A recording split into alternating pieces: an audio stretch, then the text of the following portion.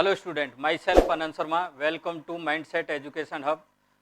बच्चों, मैं आपको बताया था कि केमिस्ट्री के इम्पोर्टेंट टॉपिक्स की एक एमएसटी सीरीज़ चला रहा हूँ और आपकी ही डिमांड पे मैं एक एमएसटी सीरीज़ लेके आया हूँ, जिसको अपन बोल रहे हैं एमएसटी ऑफ ब्लॉक केमिस्ट्री। अब ब्लॉक केमिस्ट्री में मैंने एक एमएसटी आपको बता दी है, जिसमें पीरियोडिक प्रॉपर्टी के ऑर्डर का डिस्कशन मैं कर चुका हूँ। बच्चों, आज जो इम्पोर्टेंट एमएसटी है वो है फिजिकल और chemical properties of block, different block of elements. इसी सीरीज में जो सबसे ज़्यादा इंपॉर्टेंट ब्लॉक केमिस्ट्री में पूछे जाते हैं क्वेश्चंस, और वो होते हैं बच्चों solubility, thermal stability, melting point, chemical reactivity. इस टाइप के क्वेश्चन बहुत सारे एग्जाम में पूछे जाते हैं बच्चों। उसी सीरीज में ये स्टार्ट की है सॉल्युबिलिटी ऑफ कंपाउंड्स। अब सॉल्युबिलिटी ऑफ कंपाउंड्स की बात करें तो compound generally S block, P block, D block, A block के कंपाउंड्स हैं। तो उनमें एस ब्लॉक के कंपाउंड्स की सॉल्युबिलिटी किस तरह से अपन डिटर्मिनेशन करेंगे, इसमें बच्चों आप ध्यान रखना है कि सिर्फ बेरिलियम हैलाइड को अलग किया गया है। इन एस ब्लॉक कंपाउंड्स की जो सॉल्युबिलिटी है वो हाइड्रेशन एनर्जी और लैटिस एनर्जी पे डिपेंड करती है। हाइड्रेशन और lattice energy almost same type की एनर्जी है बच्चों, पर लैटिस एनर्जी इस डिसोल्यूशन में एब्जॉर्ब होती है और हाइड्रेशन एनर्जी रिलीज होती है बच्चों। क्लियर है? अब कब हाइड्रेशन एनर्जी देखेंगे, कब लैटिस एनर्जी का कॉन्सेप्ट देखेंगे, तो उसके लिए शानदार ट्रिक्स क्या है बच्चों। एसएल की कंडीशन में सॉल्युबिलिटी डायरेक्टली प्रोपोर्शनल है अदर आयन की साइज पे। क्लियर है बच्चों? अब इसका कॉन्सेप्ट क्या कहता है, अगर कॉमन आयन स्मॉल है तो सॉल्युबिलिटी मेनली डिपेंड करेगी लैटिस एनर्जी पे, और जब लैटिस एनर्जी पे डिपेंड कर रही है तो सॉल्युबिलिटी डायरेक्टली प्रोपोर्शनल हो गया साइज के। अब कॉमन आयन कौन से स्मॉल हैं, देखो ये फिक्स हैं बच्चों, H minus, F minus, O2 minus, OH minus, ये स्मॉलर आयन है सभी के लिए बच्चों। जबकि Cl माइनस और सल्फेट को अगर अपन देखेंगे, क्लोराइड और सल्फेट को अगर आप देखते हो तो ये जनरली लार्जर आयन होते हैं, परंतु रूबिडियम और सीजियम के लिए स्मॉल होंगे। ऐसे बाइकार्बोनेट और कार्बोनेट आयन फर्स्ट ए के लिए स्मॉल होते हैं, बाकी सब के लिए लार्ज होंगे बच्चों। दूसरा कॉन्सेप्ट है LH। LH का कॉन्सेप्ट क्या कहता है, जब कॉमन आयन लार्जर है तो सॉल्युबिलिटी इनवर्सली प्रोपोर्शनल होगी साइज के। अब कॉमन आयन लार्जर कौन से होंगे, देखो ब्रोमाइड, आयोडाइड सभी के लिए, क्रोमेट, मैग्नेट आयन सभी के लिए, rubidium plus, caesium plus larger cation है। इसी टाइप से Cl minus, CO, carbonate, sulphate, bicarbonate, ये सेकेंड ए के लिए स्मॉलर लार्जर होते हैं बच्चों। क्लियर है? अब इनका इसके अलावा अगर P block, D block elements हैं, इनके कंपाउंड्स हैं, या मैं कह दूं कि बेरिलियम हैलाइड के, उन कंडीशन में सॉल्युबिलिटी क्या होती है बच्चों, ये इनवर्सली प्रोपोर्शनल होती है पोलराइजेशन। यानी पोलराइजेशन बढ़ता है तो कोवलेंट कैरेक्टर बढ़ता है अकॉर्डिंग टू फजांस रूल। तो उसका कॉन्सेप्ट ये कहता है साइज ऑफ कैटाइन अगर इंक्रीज होगा तो सॉल्युबिलिटी इंक्रीज होगी, साइज ऑफ एनाइन इंक्रीज होगा तो सॉल्युबिलिटी डिक्रीज होगी बच्चों, और चार्ज के इनवर्सली प्रोपोर्शनल है। इस सारे कॉन्सेप्ट को अप्लाई करना है तो आपको माइंड में क्या रखना है, एस ब्लॉक एलिमेंट्स रखना है। तो एस ब्लॉक एलिमेंट्स के कंपाउंड की सॉल्युबिलिटी चेक करनी है तो आपको कॉन्सेप्ट क्या रखना है बच्चों, एसएल और एलएच का है। बात समझ आ रही है आपको? अब ये कॉमन आयन कब स्मॉलर होगा, कब लार्जर होगा, ये मैंने आपको बता दिया है। और अगर पी ब्लॉक और डी ब्लॉक और बेरिलियम हैलाइड हैं तो सॉल्युबिलिटी मेनली डिपेंड करेगी पोलराइजेशन पे। क्लियर है बच्चों? अब मैंने यहाँ जो एग्जाम्पल लिखे हैं बच्चों, ये वाले, ये सब नीट और जेईई में कभी न कभार पूछे गए हैं बच्चों, डिफरेंट टाइप से पूछा गया है। अब पहला जो क्वेश्चन है, पहला जो इसमें आपको सॉल्युबिलिटी ऑर्डर दिखाई देना है, lithium chloride, sodium, potassium, rubidium, caesium, इसमें सॉल्युबिलिटी का कैसे डिटर्मिनेशन करेंगे। तो आप देखो, लिथियम है, सोडियम है, पोटेशियम है, तो एस ब्लॉक कंपाउंड है बच्चों।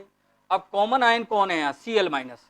कॉमन आयन कौन है बच्चों, Cl माइनस। अब Cl माइनस आते थोड़ा सा आपको एनालिसिस करना है कि फर्स्ट ए में अगर आप देखोगे तो क्लोराइड आयन रूबिडियम और सीजियम के लिए तो इनके लिए तो स्मॉलर है, स्मॉलर है तो एसएल का कॉन्सेप्ट लगेगा। इनके लिए बच्चों लार्जर है तो एलएच का कॉन्सेप्ट लगेगा। एलएच की कंडीशन में क्या हो रहा है बच्चों, सॉल्युबिलिटी डायरेक्ट इनवर्सली प्रोपोर्शनल है साइज के, यानी साइज बढ़ेगी तो सॉल्युबिलिटी कम होगी बच्चों, तो कम हो रही है देखो। इसी टाइप से रूबिडियम और सीजियम की बात करें तो इनके लिए एसएल का कॉन्सेप्ट है, एसएल का कॉन्सेप्ट ये रहा, एसएल का कॉन्सेप्ट डायरेक्टली प्रोपोर्शनल है साइज, तो देखो डायरेक्टली प्रोपोर्शनल है यानी इंक्रीज हो। तो आपको ये याद रखना है कि इनमें क्लोराइड के अंदर पोटेशियम क्लोराइड ही लेस सॉल्युबल है अदर क्लोराइड्स। क्लियर है बच्चों। इसी टाइप से सल्फेट, सल्फेट की बात कर रहे हैं अपन, देखो सल्फेट की, तो सल्फेट में भी देखो बच्चों, सल्फेट में फर्स्ट में थोड़ा सा एनालिसिस करना है। सल्फेट के देखो रूबिडियम सीजियम के लिए तो स्मॉल है, यानी इनके लिए तो स्मॉल है, तो एसएल का कॉन्सेप्ट है। इनके लिए लार्जर है तो एलएच का कॉन्सेप्ट है। एलएच का इनवर्सली प्रोपोर्शनल है साइज तो घट रहा है। एसएल का कॉन्सेप्ट है डायरेक्टली प्रोपोर्शनल साइज तो बढ़ रहा है बच्चों। क्लियर हो गया। इसी टाइप से देखो सल्फेट, अब देखो ये सेकंड डे के हैं तो सेकंड डे के लिए सल्फेट देखो, सेकंड डे के लिए सल्फेट कैसा होते हैं, लार्जर होते हैं। लार्जर का कॉन्सेप्ट क्या है, इनवर्सली प्रोपोर्शनल है साइज, तो देखो सॉल्युबिलिटी डिक्रीज हो रही है बच्चों। बात समझ आ रही है, कोई साइज इंक्रीज होगी तो सॉल्युबिलिटी डिक्रीज होनी है। बात समझ आ रही है बात। इसी टाइप से देखो LiF NaF, बताओ कॉमन आयन कौन है, fluoride ion. Fluoride ion common है तो स्मॉल है, SL है, डायरेक्टली प्रोपोर्शनल साइज है, तो देखो lithium sodium potassium size increase हो रहा है तो सॉल्युबिलिटी इंक्रीज हो रही है। बेरिलियम हैलाइड, ये बड़ा इंपॉर्टेंट है, यहाँ आपको देखना है, तो ये बेरिलियम के हैलाइड है, देखो fluoride, chloride, bromide, iodide, beryllium halide है, तो पोलराइजेशन देखेंगे, और पोलराइजेशन में देखेंगे सॉल्युबिलिटी इनवर्सली प्रोपोर्शनल है साइज ऑफ एनाइन, तो देखो F माइनस Cl माइनस है, Br minus I minus, top to bottom चल रहे हैं तो साइज इंक्रीज हो रही है, तो साइज अगर इंक्रीज होती है एनाइन की तो सॉल्युबिलिटी डिक्रीज हो रही है, तो देखो सॉल्युबिलिटी डिक्रीज हो रही है बच्चों। बात समझ आ रही है। इसी टाइप से देखो FeOH का होल ट्वाइस, FeOH का होल थ्राइस, इनमें सॉल्युबिलिटी का ऑर्डर देखें तो अब Fe डी ब्लॉक एलिमेंट है तो डी ब्लॉक है तो पोलराइजेशन देखेंगे तो उस कंडीशन में इनवर्सली प्रोपोर्शनल है magnitude of charge, charge increase हो रहा है, यहाँ +3 है और यहाँ +2 है, चार्ज इंक्रीज हो रहा है तो सॉल्युबिलिटी क्या होगी बच्चों, डिक्रीज होगी, देखो डिक्रीज हो रही है। क्लियर है बच्चों। इसी टाइप से Na2S बड़ा इंपॉर्टेंट है बच्चों, ये बहुत बार एग्जाम में पूछा गया है। Na2S, CuS और ZnS, इसमें देखेंगे तो Na2S मोर सॉल्युबल है, क्यों, आयोनिक कंपाउंड है। इनमें देखेंगे पोलराइजेशन है बच्चों, अब पोलराइजेशन की कंडीशन में अगर आप देखोगे तो Cu2+ है और Zn2+ है, इन दोनों में देखेंगे तो साइज किसकी ज़्यादा है बच्चों, Zn की। अब साइज कैटाइन की ज़्यादा है तो सॉल्युबिलिटी भी ज़्यादा होगी, तो कौन ज़्यादा सॉल्युबल है, ZnS। बात समझ आ रही है आपको, ये भी एक इम्पोर्टेंट है। अब इसमें फ्लोराइड है, देखो कॉमन आयन कौन है, फ्लोरीन है, पर ये बेरिलियम हैलाइड आ गया, तो बेरिलियम हैलाइड पे थोड़ा सा आपको ध्यान देना है। इसके अलावा देखो फ्लोराइड में स्मॉल है तो डायरेक्टली प्रोपोर्शनल है साइज, तो देखो सॉल्युबिलिटी इंक्रीज हो रही है, साइज इंक्रीज हो रही है, तो पर इसकी सॉल्युबिलिटी सबसे ज़्यादा है बेरिलियम फ्लोराइड की। रीजन क्या है, इसकी हाइड्रेशन एनर्जी एक्सेप्शनली इंक्रीज हो जाती है, इस वजह से मोर सॉल्युबल है। क्लियर है बच्चों। अब इनके अलावा एक और इम्पोर्टेंट एग्जाम्पल पूछ लेता है, ये एग्जाम्पल बच्चों नीट में बहुत बार पूछा गया है। अब इस कंडीशन में देखो तो Ag डी ब्लॉक एलिमेंट है, अब डी ब्लॉक में देखना है तो पोलराइजेशन से देखेंगे बच्चों, अब पोलराइजेशन के अकॉर्डिंग देखेंगे सॉल्युबिलिटी इनवर्सली प्रोपोर्शनल है नेगेटिव चार्ज, तो नेगेटिव चार्ज की साइज क्या होगी बच्चों, इंक्रीज होगी, तो सॉल्युबिलिटी डिक्रीज होनी है, तो इसकी सॉल्युबिलिटी का ऑर्डर क्या होना है बच्चों, यही होना है, AgF मोर सॉल्युबल है जबकि ये लेस सॉल्युबल है, या मैं कह दूँ इनसॉल्युबल है बच्चों। बात समझ में आ रही है, बड़ा इंपॉर्टेंट एग्जाम्पल है। सॉल्युबिलिटी के अलावा दूसरा जो इंपॉर्टेंट है क्वेश्चंस जहाँ से आते हैं वह है थर्मल स्टेबिलिटी बच्चों, ये बड़ा इंपॉर्टेंट है। अब थर्मल स्टेबिलिटी के कॉन्सेप्ट को मैं दो पार्ट में डिवाइड कर रहा हूँ, ऐसे कंपाउंड जिनमें पॉली एटॉमिक एनाइन प्रेजेंट होगा बच्चों, इनकी थर्मल स्टेबिलिटी पोलराइजेशन या आयोनिक पोटेंशियल पर डिपेंड करती है बच्चों। अब ये पॉली एटॉमिक एनाइन का मतलब क्या है, O2 minus super oxide, O2 minus peroxide, hydroxide, carbonate, bicarbonate, nitrate, nitrate, oxalate, sulphate. Clear है बच्चों। इनकी थर्मल स्टेबिलिटी यानी इन एनाइन हैविंग कंपाउंड की थर्मल स्टेबिलिटी ये डायरेक्टली प्रोपोर्शनल है बच्चों साइज ऑफ अदर आयन या चार्ज ऑन अदर आयन। इसी टाइप से mono atomic anion having compounds की जो थर्मल स्टेबिलिटी है वो लेटिस एनर्जी पे डिपेंड करती है बच्चों। अब मोनो एटॉमिक कौन से हैं, जैसे हाइड्राइड, ऑक्साइड, हैलाइड, नाइट्राइड, इनकी थर्मल स्टेबिलिटी लेटिस एनर्जी के डायरेक्टली प्रोपोर्शनल है, यानी चार्ज अपॉन साइज के डायरेक्टली प्रोपोर्शनल होगी। थर्मल स्टेबिलिटी की अगर अपन बात करें तो इसको हीटिंग इफेक्ट ऑफ कंपाउंड भी अपन देखेंगे आगे। तो थर्मल स्टेबिलिटी को मैंने आपको देखा है दो पार्ट में डिवाइड किया है, कौन कौन से, poly atomic anion having compound और poly atomic anion having compounds के अंदर आप देखोगे तो थर्मल स्टेबिलिटी जो है मेनली डिपेंड करती है किसके अंदर, पोलराइजेशन के अंदर। पोलराइजेशन बढ़ने पर थर्मल स्टेबिलिटी ऑफ कंपाउंड क्या होगी बच्चों, कम होगी। या मैं कह दूँ थर्मल स्टेबिलिटी डायरेक्टली प्रोपोर्शनल है कैटायनिक साइज या इन्वर्सली प्रोपोर्शनल है charge of positive ion. Clear है बच्चों। अब कंपाउंड्स को मैंने आपको डिवाइड कर रखा है इसमें 2-3 पार्ट के अंदर। पहले अगर अपन बात करें कंपाउंड्स ऑफ फर्स्ट ए के कंपाउंड्स की अगर अपन बात करें, पर उसमें लिथियम को अलग किया गया है बच्चों। लिथियम की प्रॉपर्टी अलग होती है, बात समझ आ रही है आपको। अब कौन कौन से कंपाउंड हो सकते हैं फर्स्ट ए के, कार्बोनेट को आप हीट करोगे तो फर्स्ट ए के कंपाउंड लिथियम के अलावा सभी क्या होंगे, हीट करने पे ओनली मेल्ट होंगे बच्चों। क्लियर है बच्चों। बाइकार्बोनेट की बात करें तो पहले ये कार्बोनेट और CO2 प्लस H2O में डिवाइड होगा बच्चों। उसके बाद आप आगे इसको हीट करोगे तो कार्बोनेट केवल क्या होना है बच्चों, मेल्ट होना है। क्लियर है। इसी टाइप से नाइट्रेट की बात करें तो नाइट्रेट में देखो आपको ध्यान रखना है, बड़ा इंपॉर्टेंट है, यहाँ से कई बार क्वेश्चन आता है। तो नाइट्रेट को अगर अपन 400 सेंटीग्रेड के आसपास टेम्परेचर पे गर्म करें फर्स्ट ए के नाइट्रेट को, तो पहले नाइट्राइट बनाता है, फिर ऑक्सीजन गैस रिलीज करता है। वहीं अगर इसको अबव 800 सेंटीग्रेड पे इसको गर्म करेंगे तो ये ऑक्साइड N2 और O2 इसमें ब्रेक हो जाता है। बड़ा इंपॉर्टेंट है बच्चों, जेई में भी पूछा गया, नीट में भी बहुत बार आ चुका है। इसके एग्जाम्पल्स अपन देखेंगे।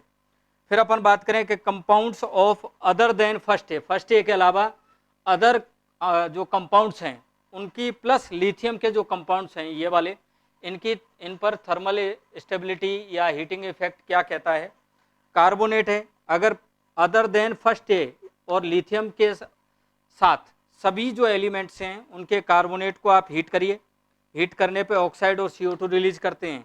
बाइकार्बोनेट को हीट करिए, पहले कार्बोनेट H2 और CO2 में, फिर फर्दर हीट करेंगे तो ऑक्साइड में ब्रेक हो जाता है बच्चों, ऑक्साइड प्लस CO2 में। इसी टाइप से नाइट्रेट है, अगर मैं इनको गर्म करता हूं तो क्या बनेगा, ऑक्साइड बनेगा, NO2। यहाँ इंपॉर्टेंट है, फर्स्ट ए के तो केवल क्या दे रहे थे, नाइट्राइट कम टेम्परेचर पे, ज़्यादा टेम्परेचर पे ऑक्साइड दे रहे थे। वहीं जो फर्स्ट ए के अलावा लिथियम सहित जो एलिमेंट्स हैं उनके नाइट्रेट गर्म करने पर क्या देंगे बच्चों, ऑक्साइड देंगे, NO2 ब्राउन गैस। NO2 कैसी गैस होती है, ब्राउन गैस, और साथ साथ ऑक्सीजन गैस रिलीज करते हैं। इसी टाइप से सल्फेट है, इनको अगर हीट करते हैं तो ऑक्साइड और SO3 गैस देंगे बच्चों। कौन से देंगे, SO3 गैस। इसी टाइप से इनके भी कई बार पूछ लेता है Zn, Cu और Pb, ये बिल्कुल अदर एलिमेंट की तरह हैं। कार्बोनेट है तो गर्म करेंगे तो ऑक्साइड और O2 देगा। बाइकार्बोनेट है तो पहले कार्बोनेट H2 और CO2 देता है, फिर कार्बोनेट भी इनका जो है ना, इनको गर्म करेंगे तो हीट करने पे ऑक्साइड और CO2 में कन्वर्ट हो जाता है। इसी टाइप से नाइट्रेट हैं तो अदर हैं, तो ऑक्साइड दे रहे हैं, ब्राउन गैस दे रहे हैं, NO2 और ऑक्सीजन दे रहे हैं। सल्फेट है, गर्म करेंगे ऑक्साइड देंगे और SO3 गैस देंगे बच्चों। क्लियर है। अब ये बड़ा इंपॉर्टेंट है, ये नीट में 2-3 बार पूछा गया है बच्चों, बड़े इंपॉर्टेंट, बहुत इंपॉर्टेंट है। FeSO4 को आप गर्म करोगे तो FeO और SO3 बनता है बच्चों। अब FeO में अगर आप देखो तो +2 है ऑक्सीडेशन नंबर है, और यहाँ सल्फर का +6 है। तो ये मैंने अब मेरी MST में आपको बताया ऑक्सीडेंट होता है और मिनिमम ऑक्सीडेशन स्टेट में रिडक्टेंट होता है। तो ये ऑक्सीडेंट ये रिडक्टेंट एक साथ रह ही नहीं सकते, तो ये इसका ऑक्सीडेशन कर देगा और किस में कन्वर्ट कर देगा बच्चों, Fe2O3 यानी +3 में कन्वर्ट कर दिया और खुद +4 में कन्वर्ट हो गया बच्चों। क्लियर है। यानी FeSO4 है जिसको आप हीट करोगे तो मेन कंपाउंड क्या बन रहा है बच्चों, एक तो Fe2O3 बन रहा है, एक SO2 बन रहा है और एक SO3 कंपाउंड बन रहा है। फिर FeO क्या कर रहा है, कैटालिस्ट की तरह काम करेगा। क्लियर है बच्चों।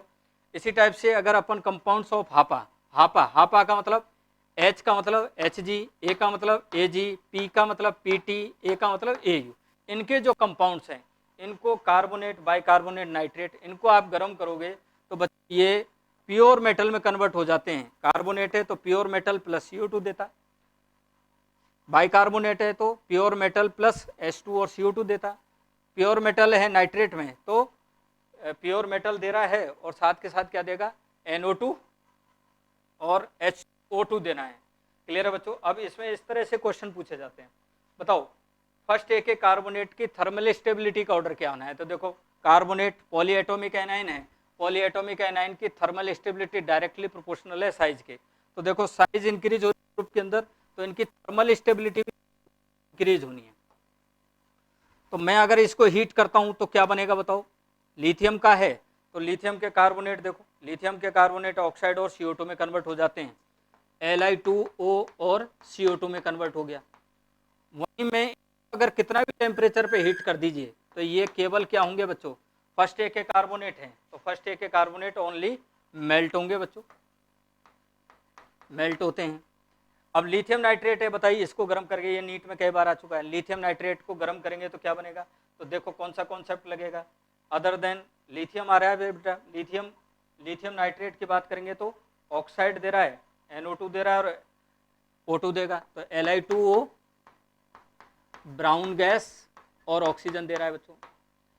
इसी टाइप से फर्स्ट ए का नाइट्रेट है, तो फर्स्ट ए के नाइट्रेट में देखो 400 सेंटीग्रेड पे नाइट्राइड और ऑक्सीजन दे रहा है, और 800 से ज़्यादा टेम्परेचर पे ऑक्साइड N2 और ऑक्सीजन दे रहा है। तो यहाँ देखो 400 से कम है तो पोटेशियम नाइट्राइट दिया और ऑक्सीजन गैस दी, 800 सेंटीग्रेड है तो पोटेशियम ऑक्साइड दिया, N2 दिया और O2 दिया। क्लियर है, सिंपल है।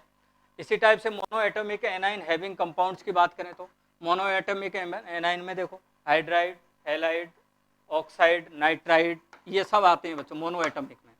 इनकी थर्मल स्टेबिलिटी लेटिस एनर्जी पे डिपेंड करती है, जो चार्ज अपॉन साइज के डायरेक्टली प्रोपोर्शनल है। क्लियर है बच्चों। अब जैसे इनके भी क्वेश्चन देखो, ये सारे क्वेश्चन नीट में आ चुके हैं, HF, HCl, HBr, HI, इनकी थर्मल स्टेबिलिटी तो क्या ऑर्डर होना है, देखो डिक्रीज हो रही है बच्चों, साइज इंक्रीज हो रही है, तो ये लेस थर्मल स्टेबल है इसलिए मोर एसिडिक है, H+ आयन इजी वे में देता है बच्चों। इस टाइप से इनकी थर्मल स्टेबिलिटी का ऑर्डर देखें तो थर्मल स्टेबिलिटी देखो टॉप टू बॉटम चल रहे हैं, तो साइज क्या होगी बच्चों, इंक्रीज होगी। अब साइज इंक्रीज होती है तो थर्मल स्टेबिलिटी डिक्रीज होनी है, तो इनकी भी थर्मल स्टेबिलिटी डिक्रीज हो रही है। इसी टाइप से इनकी भी थर्मल स्टेबिलिटी देखें, H2O, H2S, H2S, इनकी भी थर्मल स्टेबिलिटी डिक्रीज हो रही है। क्यों, mono atomic anion having compounds हैं। इसी टाइप से अगर मैं इनमें बात करूँ तो इसमें देखो H- है, तो यहाँ भी देखोगे तो इन्वर्सली प्रोपोर्शनल है साइज, तो ये भी इंक्रीज हो रही, ये डिक्रीज होनी है बच्चों। और PbH4 तो होता ही नहीं है बच्चों, ये तुरंत ब्रेक हो जाएगा किसमें, PbH2 और हाइड्रोजन गैस रिलीज कर देगा बच्चों। Heating effect of azidine, azide having जो कंपाउंड्स हैं उनमें हीटिंग इफेक्ट किस तरह से देखेंगे बच्चों। अगर कोई भी मेटलिक एजाइड है तो वो उसको अगर आप हीट करोगे तो वो जनरली मेटल और N2 गैस में डिसोसिएट हो जाता है बच्चों, डिकम्पोज हो जाता है। जैसे सोडियम एजाइड है तो ये बड़ा इंपॉर्टेंट है, बड़े इंपॉर्टेंट है बच्चों, यहाँ से कई बार क्वेश्चन आता है कि सोडियम एजाइड को आप हीट करोगे तो सोडियम प्योर मेटल के फॉर्म में और नाइट्रोजन गैस रिलीज होती है बच्चों। अब आपको पता है मेटल तो सॉलिड है और नाइट्रोजन प्योर फॉर्म में बाहर निकलती है बच्चों, एकदम प्योर नाइट्रोजन गैस फॉर्मेशन का मेथड है सोडियम एजाइड या बेरियम एजाइड को आप हीट करते हो तो प्योर नाइट्रोजन गैस रिलीज होती है बच्चों। इसी टाइप से अगला इफेक्ट देखें तो अमोनियम सॉल्ट, ये भी बड़ा इंपॉर्टेंट है, यहाँ से भी कई बार क्वेश्चन आते हैं। तो अमोनियम सॉल्ट जो हैं उन पर अगर अपन हीटिंग इफेक्ट देखते हैं तो उसको दो कैटेगरी में डिवाइड किया गया है बच्चों। पहली कैटेगरी में तो ऐसे सॉल्ट हैं जिसके एनाइन के फॉर्म में डाइकार्बोनेट आयन या परमैग्नेट आयन या NO3- नाइट्रेट या नाइट्राइट आयन प्रेजेंट होते हैं बच्चों। इस कंडीशन में अमोनियम सॉल्ट को आप हीट करोगे तो एक बात तय है कि उसमें नाइट्रोजन गैस रिलीज होगी बच्चों। कौन सी गैस रिलीज होगी, नाइट्रोजन, किसके साथ, डाइक्रोमेट, परमैग्नेट, नाइट्रेट और नाइट्राइट, इन आयनों के रूप में अमोनियम सॉल्ट को आप हीट करोगे तो कौन सी गैस रिलीज होगी बच्चों, नाइट्रोजन गैस। साथ के साथ मैक्सिमम नंबर में वाटर मॉलिक्यूल को रिलीज करना होता है, अभी मैं आपको बताऊंगा। अगर अमोनियम सॉल्ट में एनाइन के फॉर्म में हैलाइड हो, कार्बोनेट हो, फॉस्फेट हो, सल्फेट हो, इन आयनों के जो अमोनियम सॉल्ट हैं उनको आप हीट करोगे तो अमोनिया गैस रिलीज होती है। यहाँ इंपॉर्टेंट चीज़ क्या है बच्चों, अमोनिया गैस बड़ी इंपॉर्टेंट है, आपको ध्यान रखना है। देखो एग्जाम्पल से इसको समझते हैं। अमोनियम नाइट्राइट है, इसको गर्म करो तो देखो NO2- है, NO2- में कौन सी गैस रिलीज होनी है बच्चों, N2। अब वाटर मॉलिक्यूल मैक्सिमम नंबर में आपको निकालने हैं, तो वाटर मॉलिक्यूल देखो हाइड्रोजन कितने हैं बच्चों, 4, और यहाँ ऑक्सीजन 2 है, तो 2 वाटर मॉलिक्यूल रिलीज हो गया, सिंपल। तो नाइट्रोजन गैस और वाटर मॉलिक्यूल। अब देखो ये भी गैस है और ये भी जब हीट कर रहे हैं तो ये भी गैस के फॉर्म में निकल रहा है, तो कोई रेसिड्यू आपको गेन नहीं हो रहा है। इसी टाइप से अमोनियम नाइट्रेट है, तो अमोनियम नाइट्रेट को आप हीट करो तो नाइट्रोजन गैस रिलीज करना है मुझे तो, और मैक्सिमम नंबर में आपको वाटर रिलीज करना है। तो देखो मैक्सिमम नंबर में वाटर आप रिलीज करिए, तो वाटर कितने रिलीज हो सकते हैं मैक्सिमम 2, पर अभी भी यहाँ एक ऑक्सीजन बचा हुआ है, इसलिए नाइट्रेट में आपको देखना है। नाइट्रेट में क्या बनता है बच्चों? N2O। N2O लाफिंग गैस, यानी नाइट्रेट को अमोनियम सॉल्ट हंसा देता है, ऐसे याद रखना है। नाइट्रेट को अमोनियम सॉल्ट हंसा देता है, यानी लाफिंग गैस रिलीज करता है ऑन हीटिंग। क्लियर है बच्चों? अब ये भी गैस है और ये भी गैस है, अब इनमें भी कोई रेसिड्यू गेन नहीं हो रहा है। ऐसे अमोनियम डाइक्रोमेट है, इसको हीट करिए, बड़ा इंपॉर्टेंट है, यहाँ से भी कई बार क्वेश्चन आता है। अमोनियम डाइक्रोमेट है, तो अमोनियम देखो क्रोमेट आयन है, तो नाइट्रोजन गैस रिलीज होनी है। बचे क्या है बच्चों? Cr, तो Cr2O3 रिलीज होता है सॉलिड स्टेट में, ग्रीन रेसिड्यू है बच्चों, ये ग्रीन क्रिस्टल के फॉर्म में मिलता है, और प्लस यहाँ वाटर मॉलिक्यूल रिलीज हो गया।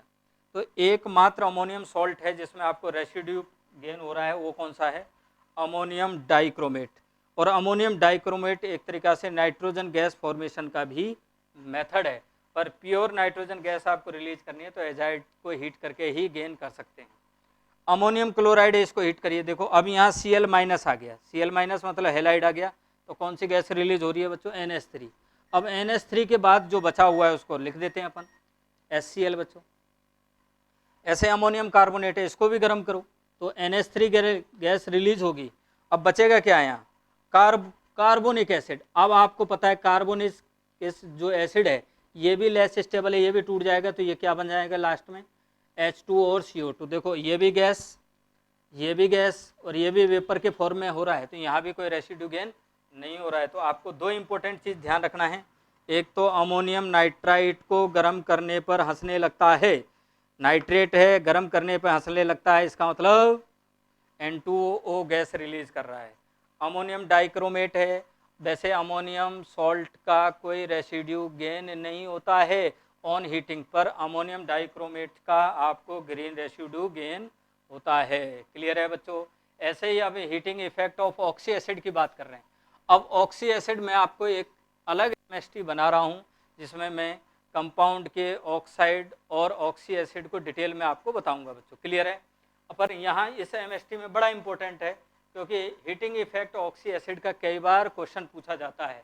तो कोई भी ऑक्सी एसिड है, अगर आप उसको हीट करोगे तो एक बात तय है कि इसमें से वाटर मॉलिक्यूल रिलीज होने हैं। क्लियर है बच्चों? अब ऑक्सी एसिड कौन से हैं? देखो बोरोन का बोरिक एसिड है, आर्थोबोरिक एसिड बोलते हैं, जिसको 17 सेंटीग्रेड पे आप हीट करोगे तो HbO2 बनना है। यहाँ से देखो H2O रिलीज करो, H2O रिलीज करेंगे तो 2 हाइड्रोजन कम हो गया तो 1 बचा, 1 ऑक्सीजन कम हो गया तो 2 हो गया बच्चों, तो HbO2, इसको मेटाबोरिक एसिड भी बोलते हैं। इसको फर्दर हीट करोगे तो वाटर मॉलिक्यूल इससे तो रिलीज होने से नहीं, तो इसके लिए 4 मॉलिक्यूल्स आपको लेना है, और हीट करोगे तो टेट्राबोरिक एसिड बनेगा, H2B4O7। आप इसको फर्दर हीट करोगे तो बोरिक एनहाइड्राइड बन रहा है, बोरिक ऑक्साइड बन रहा है बच्चों। तो जब भी आपको देखना है कि आप ऑक्सी एसिड को जब हीट करते हो और लास्ट में आपको ऑक्सी प्राप्त होता है, तो उसको बच्चों अपन बोलते हैं anhydride of oxy acid, anhydride of oxy acid. तो एक क्वेश्चन तो सिंपल सा यही आ जाता है बच्चों कि H3BO3 का एनहाइड्राइड कौन सा है, तो वो कौन सा है बच्चों? B2O3। क्लियर है? और एक बात और ध्यान रखना कि हीटिंग इफेक्ट में ऑक्सीडेशन नंबर चेंज नहीं होती है, तो यहाँ भी ऑक्सीडेशन नंबर आप देखोगे तो +3 है बच्चों, और यहाँ भी आप तो +3 है। क्लियर है? इसी टाइप से देखो कार्बोनिक एसिड है, इसको हीट करिए, यहाँ ऑक्सीडेशन स्टेट कितनी है बच्चों? 4, तो इस देखो हीट करो तो +4। अब CO2 क्या है? CO2 एनहाइड्राइड है किसका? H2CO3 का। इसी टाइप से HNO3 को हीट करो तो क्या बनेगा बताओ? N2O5। ये तो बड़ा इंपॉर्टेंट है, यहाँ से कई बार क्वेश्चन आता है। N2O5 is anhydride of HNO3। Clear है बच्चों? +5 ऑक्सीडेशन नंबर है, यहाँ भी +5 है, देखो ऑक्सीडेशन नंबर चेंज नहीं हो रहा है। ऐसे इसमें देखो बच्चों +3 है, तो +3 वाला ही ऑक्साइड बन रहा है। ये एनहाइड्राइड किसका है? HNO2 का।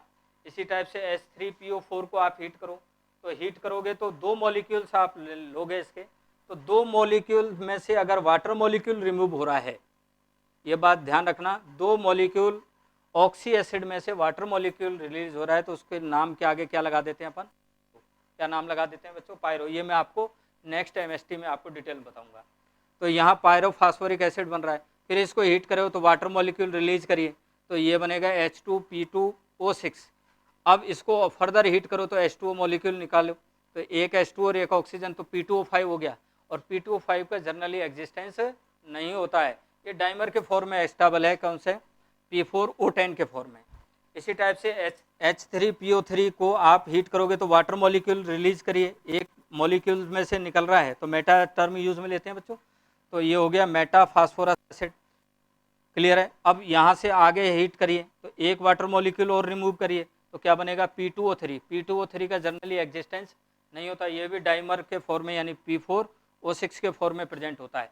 अब कई बार आपसे क्वेश्चन पूछ लेता है कि P4O10 किसका एनाहाइड्राइड है, तो H3PO4 का। P4O6 किसका एनाहाइड्राइड है, तो H3PO3 का। क्लियर है बच्चों। इसी टाइप से देखो ये भी एक इम्पोर्टेंट है, मैंने आपको बताया था कि अगर मीडियम ऑक्सीडेशन नंबर में है, मीडियम ऑक्सीडेशन स्टेट में अगर कोई भी कंपाउंड है तो उसको आप हीट करोगे या एल्कलाइन मीडियम में उसके रिएक्शन कराएंगे तो क्या बनेगा बच्चों, डिसप्रोपेनेशन रिएक्शन बनता है। और यहाँ क्या बन रहा है, +5 और -3, यानी +3 से +5 बन रहा है और +3 से -3 हो रहा है, तो कौन सी रिएक्शन शो कर रहा है, ये डिसप्रोपेनेशन। ये आपको ध्यान रखना है। H2SO4 से वाटर मॉलिक्यूल रिमूव कर दो तो क्या बनेगा, SO3। SO3 एनहाइड्राइड है किसका, H2SO4 का। से HClO4 है, इसको भी हीट करो तो यहाँ से वाटर मॉलिक्यूल रिमूव होगा तो क्या बनेगा बच्चों, Cl2O7 + H2O। क्लियर है, बात समझ आ रही है आपको। ये बड़ा इंपॉर्टेंट है जिसमें heating effect of oxy acid मैंने बताया है। नेक्स्ट एमएसटी में अपन डिस्कशन करेंगे बच्चों, विभिन्न टाइप के जो केमिकल कंपाउंड्स हैं उनकी किस तरह से अपन स्टडी करें। इस एमएसटी में मैंने आपको बताया है solubility, thermal stability, heating effect of compound, जिसमें नाइट्रेट, कार्बोनेट, सल्फेट, इन सब के ऑर्डर आप विदिन सेकंड निकाल सकते हो। आई होप आपको ये एमएसटी समझ में आई हो, तो please like, share and comments your favourite YouTube channel mindset education hub.